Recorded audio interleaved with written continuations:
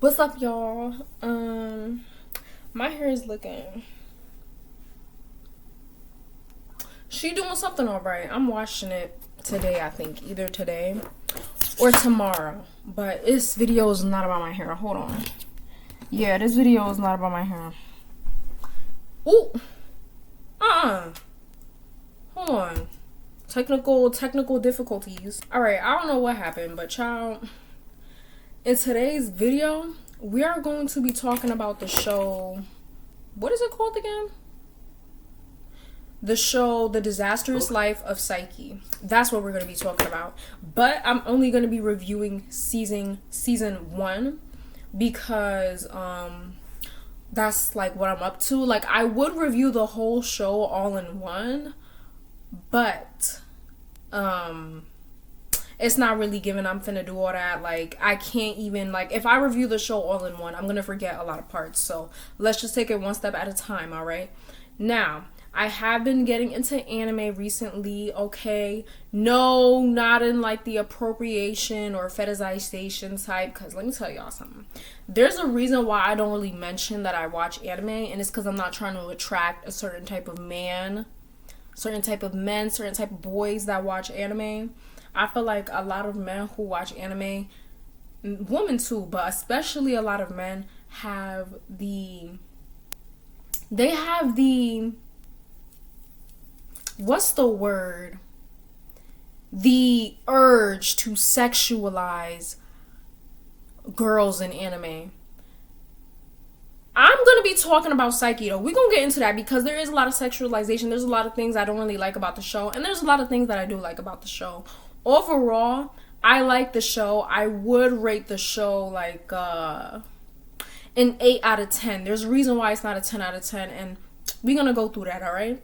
Just hold on, chill. Okay, so right now, y'all, I'm at season 1. Please do not put any spoiler alerts about the future season 2 and season 3. Please do not put it in the comments because I'm not there yet. But basically, the show The Disastrous Life of Saiki is basically about this boy named Saiki who is ironically a psychic, and he has multiple psychic abilities like teleportation. I freaking forgot. He can read people's minds. I forgot what you call that. What do you call that when you could read? Telepathy.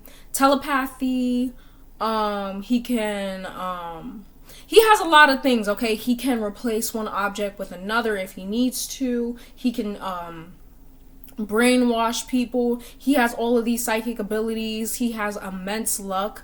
And for some reason throughout the show, he's not really seen as a main character.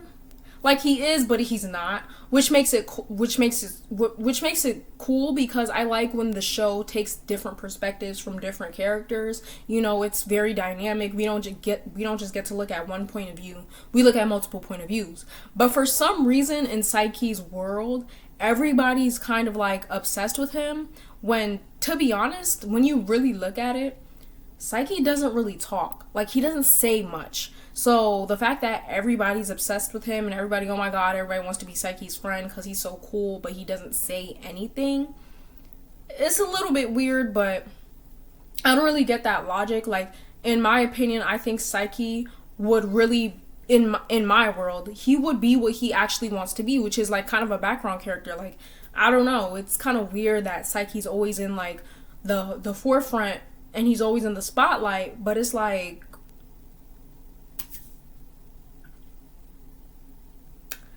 he doesn't really say much. And to be honest, what makes the anime confusing for me is the fact that his lips does not move when he's talking. So to be honest, y'all, I don't know when Saiki's truly speaking or when he's saying something in his head.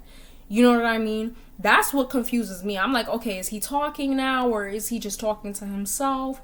What's going on? Then we have his 2 friends, Kaido and Nendo. Is that their names? Yeah, we have Kaido and Nendo. Nendo is the typical big buff. They call him ugly.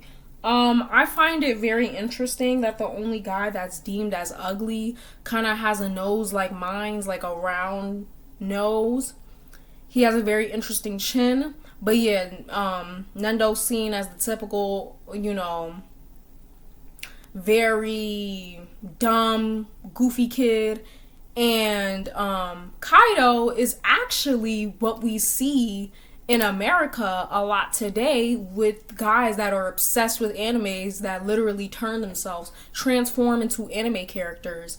That's Kaido, big imagination, also kind of seen as dumb, but he likes to pretend that he has magical powers and all of that, whatever. He's psychic, but like I said, the irony of the whole situation is that he's literally friends with the psychic, but he doesn't know it. Whatever. My opinions, let's get to my opinions on these characters, first of all, because these characters are at the forefront. They're usually in every show. My opinion on Saiki.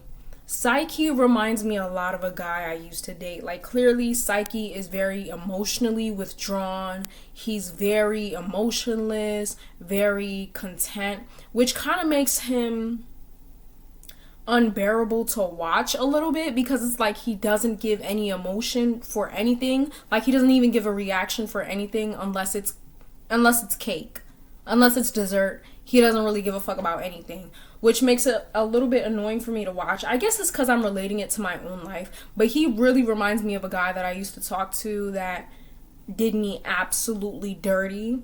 And so I'm not gonna lie, y'all, Saiki kind of annoys the shit out of me. It's like, can you at least like give some type of reaction or something? Like, I get it, you don't want nobody to know you have powers, but like, for God's sake, like, live a little.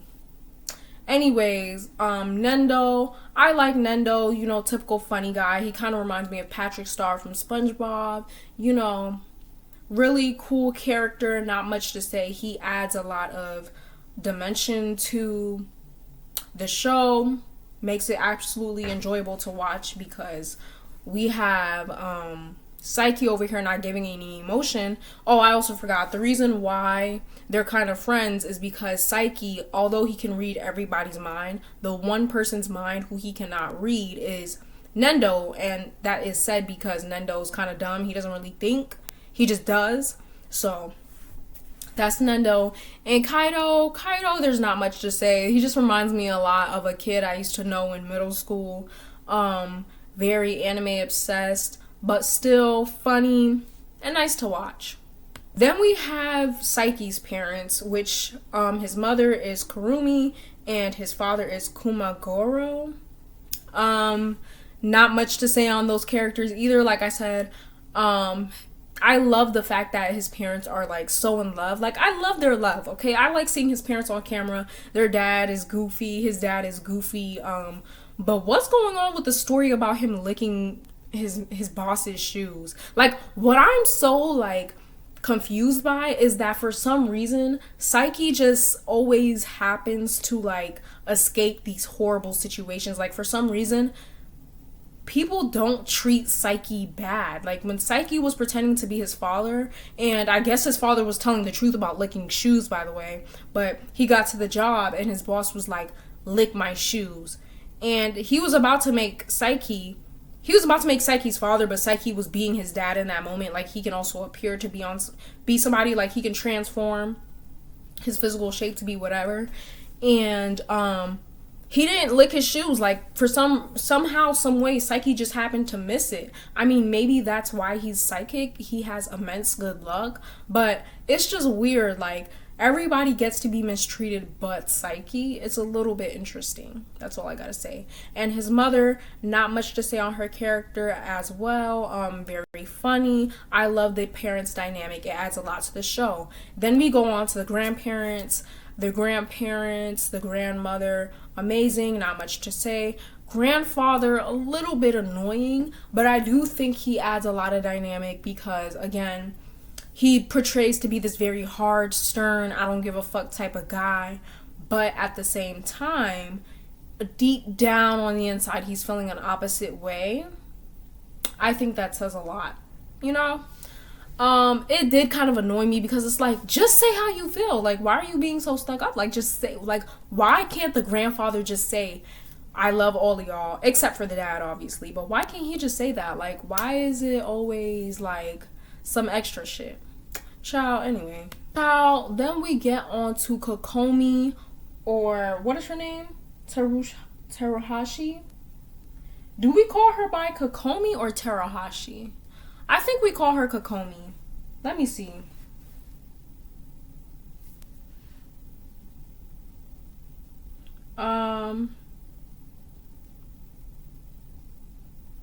Child, what do we call her? Okay, so I'm gonna call her Kokomi. So Kokomi, and I have a lot to say about Kokomi because I'm getting pissed off. We're back on. Anyways. It's a smoothie. Yup. I have a lot to say about Kokomi's character because in a way her character pisses me off because I'm so tired of this dynamic, and I feel like in anime it's so overused. But let's get into it. So Kokomi, your stereotypical popular girl of the school. Oh my god, she's so pretty. She's this, she's that. She's a superstar. She can be an idol. She's a model. She's a grade A student. All the teachers love her. When she walks into the classroom, suddenly everybody's in awe and everybody's blushing. The boys love her. The girls envy her and love her. Everybody wants to be her. Everybody wants to be like her and next to her. You know, you either want to be with her or you want to be next to her. You want to be friends with her. It's either or. And somehow, right? Because let's get into it. Somehow, she ends up becoming really close with Saiki. She ends up coming in the picture with Saiki.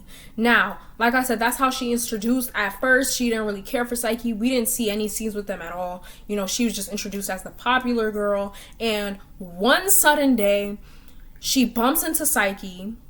And, you know, she's used to everybody fawning over her and being like, oh my god, Kokomi, oh my god, you're a goddess. And Saiki does the exact opposite. You know, Saiki's kind of like, all right, bye. Like, he bumps into her and he's like, moving on. And, you know, she's a little bit flabbergasted. She's like, what? Who does he think he is? Like, I'm that bitch. Like, whenever a guy addresses me, he's supposed to get on his knees. Like, this is what usually happens. And mind you, he's reading her mind, so she knows. He knows that she's thinking all of this. So he's kind of like, oh, you're one of those. And then, you know, Saiki's basically avoiding her because he doesn't want to get involved in anything. He doesn't want anybody to know he has powers. Like, basically, Saiki is almost an anxious person if you think about it. Like, Saiki kind of has a lot of anxiety because he's constantly worrying about his powers being revealed. So, he doesn't really care for Kokomi. He doesn't really acknowledge her. He tries to avoid her. And Kokomi, you know, she's flabbergasted. She's like, what? This is the first time a guy has ignored me. What the hell's going on? So she's intrigued. And now her only mission in this whole entire series is to try to get him to say, oh, wow. In other words, try to get him to, like, be amazed by her. You know what I mean? Try to get him to, like, love her, basically, right? Now, before Kokomi, and let's get into this. Before there was Kokomi, there was Chiyo, and she was introduced, I think, in like the first season. She was introduced way before Kokomi, and she was introduced as the girl who had a crush on Saiki before anybody did. And, you know, she would try to, you know, do the typical girl stuff, like, you know, try to create accidental scenarios so she can end up talking to him, you know, all of that, right? And Saiki did not give her the time of day. Like, Saiki was like, absolutely not. Like, when she tried to make small talk with him during the rain or whatever, he wasn't paying her no mind. He was not trying to get next to her. He did not give her a chance, right? But all of a sudden, Kokomi comes in few episodes late, and all of a sudden, it's like, I didn't like the way Saiki treated Kokomi versus how Saiki treats Chiyo. Like, to me, it's pissing me off because it's like, okay, with one girl, you didn't give her the time of day. He did not give my girl Chiyo a chance. He did not give her a chance. She tried, and he did not give her a chance. Mind you, he knows that she likes her. He can read her mind. He knows. He just avoids her. But for some reason, right, it's like with Kokomi, she's so beautiful. She gets what she's want. She's known as God's favorite in the show. With Kokomi, he just avoids her. I mean, with Kokomi, it's like for some reason, right? Kokomi is just unavoidable. He cannot avoid her. He always has to be next to her. Like, for some reason, Saiki cannot avoid Kokomi. But when it comes to Chio, he wasn't trying to give her the time of day. But for some reason, every time Kokomi makes an effort to talk to him, they magically end up in a scenario together. Like, she went over to his parents' house. Yes, Kokomi met his parents. And then I think he went over to her house. He even met her brother. Like, shit moved quick. But with Chio, he wasn't even trying to give her a chance. Right? And I'm going to get all into it, but hold on. Let's get into Kokomi's brother. What's his name? Hold on. Kokomi's older brother is Makoto. I think I'm gonna just call him Terahashi, but his name is Makoto. Now let's call him Makoto. So Kokomi's brother Makoto. I'm tired. I'm so tired of these like scenarios with anime. So basically, Makoto, he is a movie star. He's basically on 1 or 2 shows. I think he's on a couple of shows. And he's a movie star. He's a celebrity, right? Makoto is basically in love with his sister, Kokomi. No, he doesn't have a girlfriend. He's not interested in dating a girl his age. He's in love with his minor younger sister who is still in high school. What is going on? Like, anime, what the fuck? Like, I'm tired of this incestual, like, type of situationship. Like, what is up with anime and incest? Please let me know, because I'm confused. Why is there a scenario where an older brother who's long gone from high school, a full adult, in love with his younger sister? I personally did not enjoy the stereotype. I didn't enjoy seeing her brother on the show because it was just weird to me. Why are we creating a scenario where her predatory brother, to the point where he is obsessed with his sister, but like probably even worse than the boys at school, he doesn't want Saiki being anywhere near his sister, which at first, from far away, you would think, all right, that's just a protective brother. He cares about his sister. No, he's in love with his sister. Like, he's in love with his sister. It makes me uncomfortable. It makes it uncomfortable to watch as a viewer, because it's just like, I didn't enjoy it. It gave all very predatory vibes. I wasn't feeling it at all.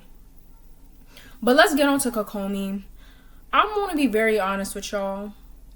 I'm very tired of this typical prototype in anime where there's this pretty girl, everybody's in love with her, she gets what she wants, because it's unrelatable. I mean, and trust me, I know anime is not supposed to be relatable. I mean, everybody on this show has a different hair color that's not brown and black. They have colors of the rainbows on their head. But it's like, it just makes it annoying to watch, because what it does is that it blurs out other female characters. Like, for example, Chio, when they were all at the beach and Kokomi came out in her bomb bathing suit and all the boys were lined up taking pictures like, oh my god, that's her. And then when Chio stepped out, nobody cared. I mean, nobody except Kaido. He was cool. Kaido actually ends up kind of liking Chio a bit, and Chio ends up liking him back. But Chio ended up feeling really bad about herself. She was like, it's not fair. How come she gets all the spotlight and I only get this bland ass scene. Now, don't get me wrong, I love Saiki. The one thing I love about this show is that it continuously breaks the fourth wall. Basically, if y'all don't know what the fourth wall is, it's when you're watching a movie and instead of like only interacting with the characters in the scene, they're also addressing the viewer. That's breaking the fourth wall, like breaking through the screen to address you. Like how I'm doing right now. Like if I was in a movie, I would have been talking to whoever, But breaking the fourth wall would be talking and then I'm addressing you. That's breaking the fourth wall. But that's what I love about this show. But the typical stereotypes that's like practiced commonly throughout anime, it does piss me off because it's just like we can't think of nothing else. Like I hate it. It's just it made me feel bad. Like I'm not gonna lie, y'all. I didn't enjoy it because it made me feel bad too because I can relate. I did not enjoy that scene one bit. I was like, oh my god, we get it. And it gets a little bit repetitive. That's what I don't like about the show. Hopefully in the upcoming seasons something changes, but right now it is repetitive and it's almost unbearable to watch because it's the same thing. Like, okay, we get it. Kokomi's a beautiful girl. Everybody loves her. But how many scenes do we have to watch of everybody just fawning over her? No, all the other girls don't get anything, but she gets all the spotlight. It's just like, oh, like it's so annoying. To make matters even worse, when I first saw Kokomi, I didn't think she was gonna be that. Like, I didn't think she was gonna be the pretty girl. Like Kokomi's pretty, but to me, she's all right. Like I wasn't like, oh my god, this is a good anime character drawn. Like she's just okay. Sorry, y'all. Like, I don't know. Now let's get into the way they drew black characters on this show. What's going on with Zobi, the black character? What's going on with Zobi, the black boy, and the black girl? Like, why did they draw them so masculine looking? And then, why is his lips so big and pink? Like, okay, we get it. Black people have bigger lips. But what is going on with his lips? It's giving menstrual show. If y'all don't know what a menstrual show is, that's basically a show where people put on racial stereotypes. Like, what is it giving? It's giving blackface. Because what the fuck? His lips is that pink and that big? Like, I didn't understand what was going on. I was like, nah, I'm not feeling this. Then we got Takahenshi. The boy with the green hair and the big lips. He definitely got on my nerves because his lips just get on my nerves. Like the way they drew these lips just pissed me off. Let me see what else we got. We got Rita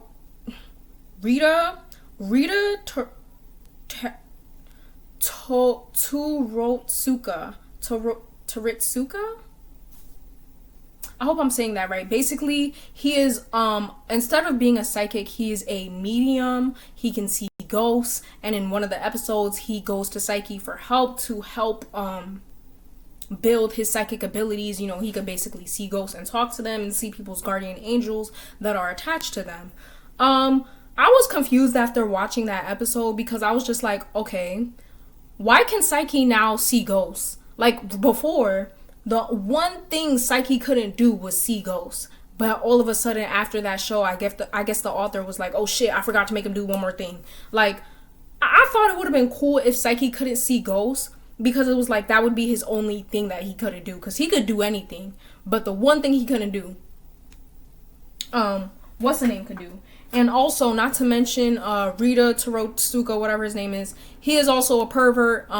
He constantly thinks about girls' naked bodies.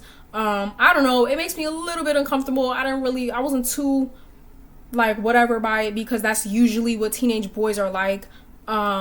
It definitely didn't bother me as much as Kokomi's older brother. That situation I was definitely not here for, but he didn't really bother me. Then we have Kaguyasu. He's this like hardcore kind of thuggish guy, likes to fight, but he's choosing to change his ways. So in this school, he's now dealing with trying to fight back the urges to like fucking punch people in the face. And yeah, that's pretty much it. We have a couple other characters, but I don't really think they're that important. But overall, I like the anime so far. We'll see how it goes. The anime does piss me off. Like, it's a little bit annoying to watch as a viewer. It's not totally enjoyable, and I only say this because of the typical stereotypes. First of all, I don't really like Saiki's personality. It's very just, he's too mundane for me. You know what I mean? And if you watch my channel, you know I'm a like I like a energetic person, and watching him, it just reminds me a lot of a guy that I used to know. Let me tell you something, unemotional, nonchalant guys are not it. They are not it. Yeah, Kokomi's character, her character doesn't get on my nerves. It's the way she's being portrayed, the typical stereotype of, oh my gosh, the popular girl. Like, it pisses me off, because it's like, the other girls are pretty too. Like, let's get into all the characters. You can tell this is a show where people aren't necessarily meant to grow. It's just like, you introduce new characters to the dynamic, you create different scenarios, whatever. But yeah, overall, I rate the show like an 8 out of 10. It's a really nice show, and I suggest you watch it if you're already in anime. You probably definitely have already watched this. This is a very popular show. But if you're not, then I would suggest you watch it.